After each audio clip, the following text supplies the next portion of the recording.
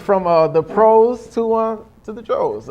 College football. Obviously, we've had the season in the NFL has been exciting. The season in the NCAA has no doubt been exciting. But at the end of the story, I mean, which season has been better altogether?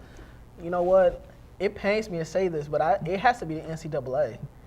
The reason that the NCAA has been more exciting is because they have had more competitive games this past year. When you think about Florida State versus Notre Dame, when you think about Alabama versus LSU, Florida State versus Miami this past weekend, Wisconsin versus Nebraska, breaking records, things that are happening left and right.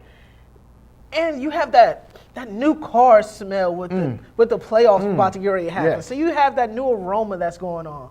It's definitely the NCAA. The NFL is going through a lot of problems right now. I mean, we touched on Adrian Peterson and the black eye that's going through them and all the issues that's going. I mean, we have Jameis Winston, but I'm pretty sure right now the NFL would rather have Jameis Winston over what's happening to Adrian Peterson right now.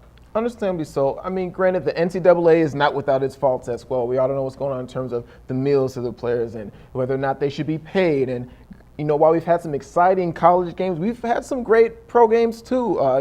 The Saints and the 49ers and the push-off coming down to the wire, some great OT games. But all in all, you hit on the head.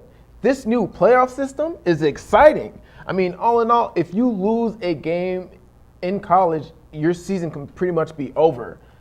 You have those 16 games. It gives you a little bit more leeway in the pros. You can win your division, and it guarantees you, a seat in the playoffs, as we kind of touched on earlier. So, I mean, it's got to be college. Yeah, definitely so. When you look at the primetime games that have been happening, Green Bay went out to Seattle first week, got blown out.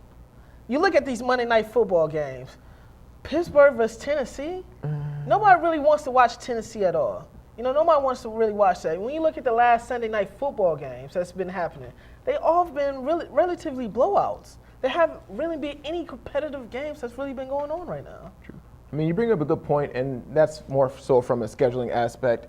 I mean, it's hard to judge. I mean, going into a season, you never know what a team's going to be. We just saw two teams that were the two best teams in the NFC go at it in Detroit and Arizona.